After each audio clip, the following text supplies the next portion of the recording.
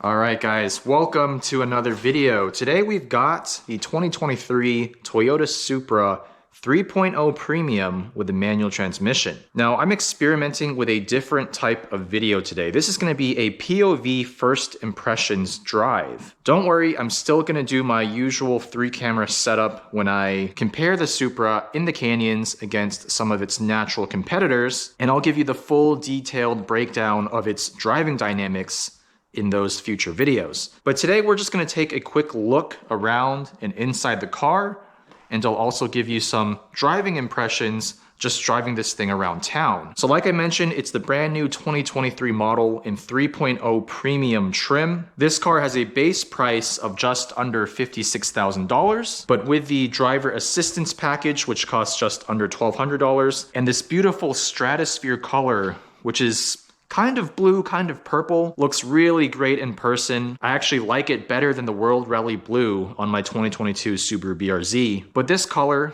costs an extra $425. And with destination, this car as spec'd comes out to just over $58,000. It still has the 3-liter twin-scroll turbocharged B58 engine. Of course, it's a BMW engine tuned by Toyota. It's an inline 6. It makes 382 horsepower and 368 pound-feet. This car still has 19-inch wheels. We've got Michelin Pilot Super Sport tires, which is a curious choice of tire in 2023, given that the PS4S, which is this tire's replacement, has been out for quite some time now. We have a 255 in the front and a 275 in the rear. But as you'll see in just a moment, this car is still pretty traction limited. A pet peeve of mine with the Mark V Supra has always been the fake vents.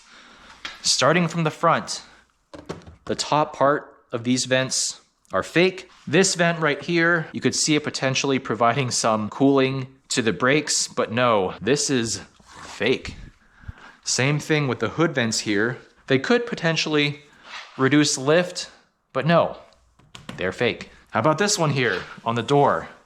100% fake. Let's move to the back. Maybe releasing some positive pressure here. Nope, that is in fact also fake. Outside of that, I think this car looks amazing. I love the long nose, the sort of pointed bumper at the front, this blacked out splitter here, the aggressive headlights that taper, even the wheel fitment. Sure, it could use some maybe 7 or 10 millimeter spacers, but stock fitment, not too bad. Of course, it is a hatchback, and I really love this overall slope going towards the back of the car. Super aggressive wide hips. Overall, a really nice looking car.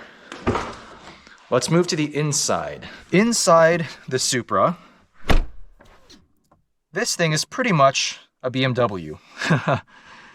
And I personally don't think that's such a bad thing. I mean, I don't think any Toyota sports car prior to the Mark V Supra has had nearly as well built of an interior. All the switchgear and controls appear to be fully BMW. We've got an iDrive system with a touchscreen as well as this rotary dial. It works fine. Nice, crisp digital dash. Love that the tachometer's in the middle. It's very big and easy to read. Some of the materials are not quite up to par, but again, for a mid $50,000 to $60,000 car, don't expect a full-on luxury car interior. You're mostly paying for the driving experience with this car, as it should be. But that said, the interior certainly is not a letdown. I think it feels great. Driving position is excellent. I have the seat as low as it'll go. That's typically how I like to sit in pretty much any car that I drive, at least performance cars. I'm only about 5'7", and even with the seat as low as it'll go, I can see out the front, but it's not ideal for me because the hood,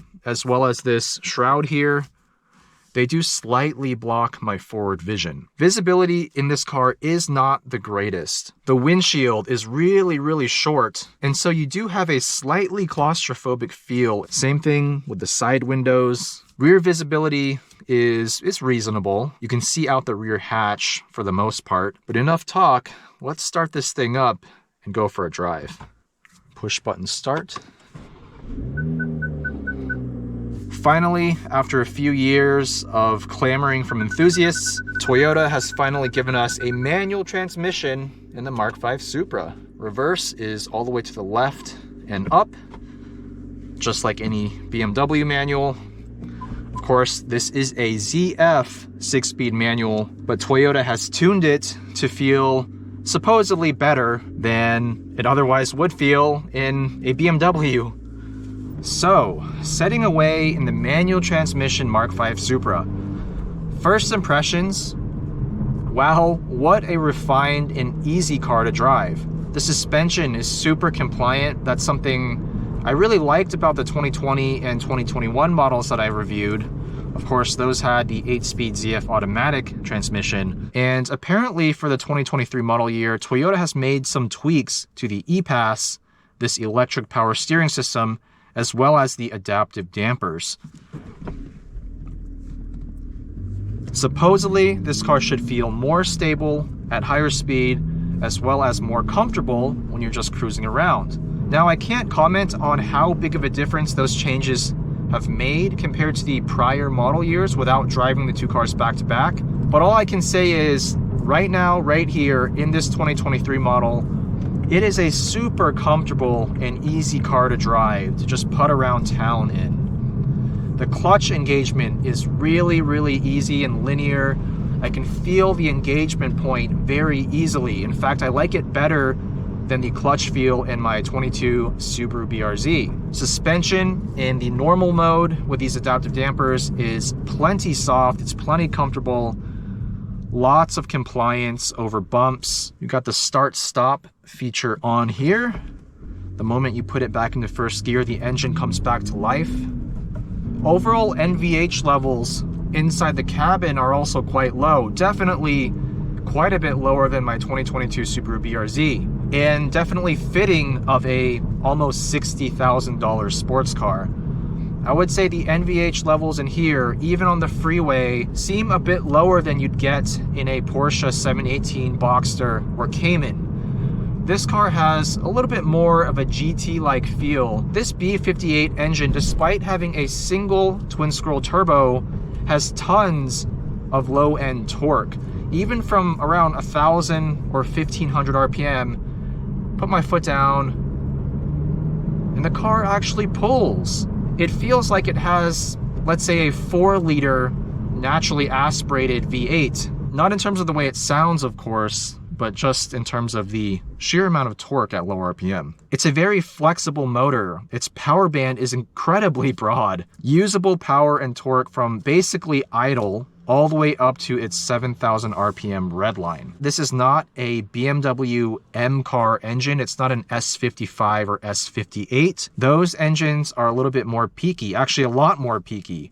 They like to be revved out closer to redline, but as a result, they also don't have as much low-end torque. So around town, I wouldn't be surprised if this Supra actually felt quicker than something like an M2 competition. We will be comparing this car to a base non-competition M2 very soon, so stay tuned for that. But put your foot down, get the engine above around $3,000, and this engine is full of performance. 382 horsepower and 368 pound-feet in a 3,300-ish pound car. This car feels quicker than those numbers might suggest. We still have McPherson strut front suspension and a multi-link rear suspension. And this adaptive suspension has 2 different settings. We're currently just in the normal mode, but we can also turn it up to the sport mode. And that's where this button here comes into play. We press the sport button and we can actually customize this to our liking. So it does require you, as far as I know, to go into the vehicle settings menu. We'll go down to the configure sport individual, and then you can see here we can change the damping, the steering, and the engine between normal and sport. We also have this checkbox here for gear shift assistant. The IMT, or intelligent manual transmission, will give you auto rev matched downshifts, which actually work really, really well. Great for driving around town when you're not trying to spend the extra effort to rev match your own downshifts. Great for driving in traffic as well. Of course, I set this to turn off when I have the car in sport mode, and I have the damping, steering, and engine all in sport.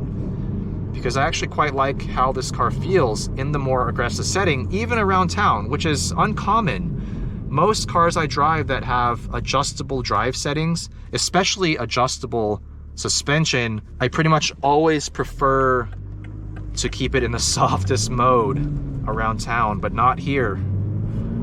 The dampers on this Supra feel really, really high quality. In the sport mode, it's still pretty comfortable. It gives you good compliance over bumps at low speed and at high speed. What kind of a difference that'll make to the driving dynamics when we're pushing the car harder? We'll answer that question once we get a chance to drive this in the canyons. But now the real question that I'm sure you're all dying to know more about is this manual transmission. How does it feel? Has Toyota tuned it to feel better than the notoriously rubbery feel of pretty much every BMW OEM manual transmission, at least the ones that I've driven? And just to be clear, the ones I've driven span from the E36 to the E46 to the E92, M3 generations, as well as cars like the E39 M5. I used to have an E39 540i manual. I've driven E30s, and even the base M2 from a few years back. This 6-speed manual feels way better in terms of shift quality compared to any BMW manual I've tried. It has a really, actually surprisingly short gear lever, and the knob, the shift knob, is actually very small as well. And combined with the actual short throws, this manual actually feels really, really nice. That's not to say this is an S2000 shifter with its clickety-click mechanical bolt action rifle, whatever you want to call it, feeling, but it is a couple of steps closer to that than any other BMW manual, I would say. I would actually put this manual one notch above the GR86 and BRZ 6-speed. This actually feels a little bit tighter to me. It has a good weighting to it. It's not overly light, but it's definitely a transmission you can be more relaxed with. And that's also helped by the fact that this car feels like it has a sort of heavier flywheel. And what I mean by that is when I upshift, let's say from first to second or second to third or so on, at low RPM, just around town, partial throttle, when I clutch in and grab that next gear, let me demonstrate that here, 3000 RPM, clutch in, second gear, the RPMs begin falling immediately, so there's good response, but it also doesn't feel like the RPMs want to drop super quickly. So essentially what that equates to is a more relaxed gear shift. Around 65 miles an hour, there is some NVH, you can probably hear it. It's not a super quiet, refined S-Class-like ride, but definitely pretty good for a sports car, for a 3,300 pound sports car. With the manual transmission, this car weighs just over 3,300, and it weighs roughly 40 pounds less than the automatic version. 6th gear, 65 miles an hour, we're cruising right around 2,300 RPM. So the RPM really is nice and low, and I would have no problem taking this on longer road trips, longer journeys. Noticeably better ride quality than a BRZ or GR86. That's to be expected. I mean, this car is about 500 pounds heavier. It has more sound deadening. 6th gear, 2,300 RPM. If you put our foot down, look at that. It pulls. It pulls pretty immediately. There's very little turbo lag. We have it in sport mode right now. If we turn that off, everything gets a little bit more subdued, a little bit calmer. The suspension gets a little bit softer. Its reactions become a tad lazier, but still overall a very refined ride. If we want to downshift, a couple of gears, plenty of performance. This car does not lack power in any way, shape, or form whatsoever.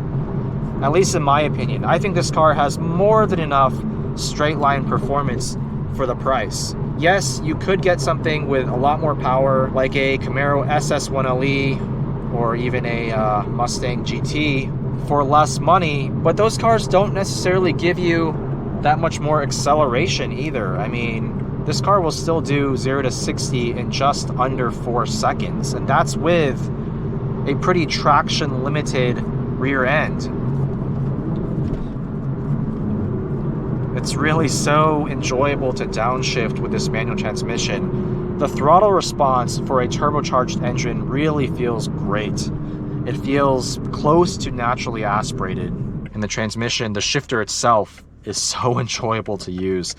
I'm so glad Toyota decided to put the manual in this car, obviously, but also that they didn't just slap in a transmission without at least tweaking it, without fine-tuning it to make it feel a little bit more up to their standards.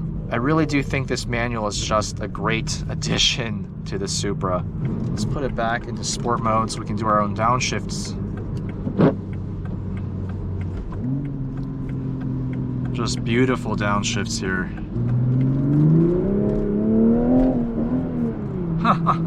Definitely still traction limited, especially on a slightly damp road like this.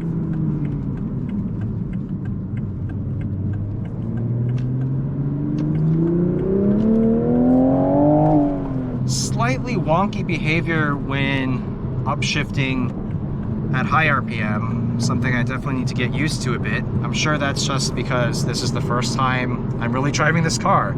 Every car, especially with a manual transmission, has its own quirks, its own little nuances that you have to get used to over time. It's funny because all the switchgear, like I said, feels like pure BMW. Even the sounds, the engine, as well as the turn signals, the chime when you first get into the car and you have the door open. It's pure BMW. But is that a bad thing? I'm not so sure. A lot of people gave Toyota a lot of flack when this car first came out, giving it nicknames like the BMW Supra and so forth, because it is a shared platform with the Z4. But from where I'm sitting, I appreciate the fact that they've leveraged what BMW is good at: interior design, interior build quality, and just that nice premium feel when you're inside the cabin. After all, this is a nearly $60,000 car. I'm sure Toyota really wanted to make sure they nailed it with the overall premium feeling, and I'm glad to say that they have. This is a really premium feeling car interior.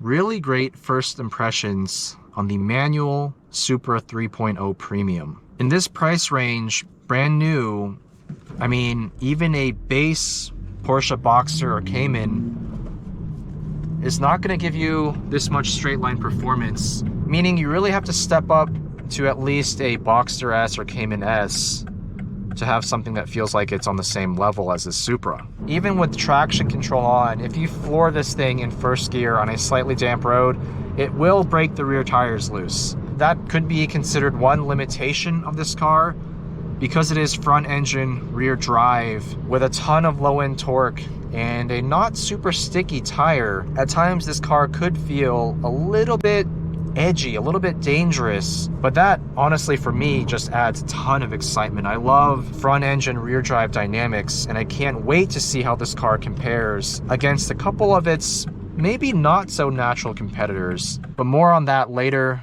For now, this was just a first impressions POV drive. Let me know what you think of this video type, this POV first impressions style of video. If you liked it, please leave a comment down below, and I'll continue doing these with some of the press cars that I get. Rest assured, this does not mean I'll do any fewer of the full 3-camera setup Canyon review videos. The intent of this type of video is to give you guys just a preview of what's to come in a format that's very easy for me to film and to produce, obviously. So let me know your feedback. As always, thank you for watching. Stay tuned for more content on the Supra and other cars, and I'll see you guys in the next one.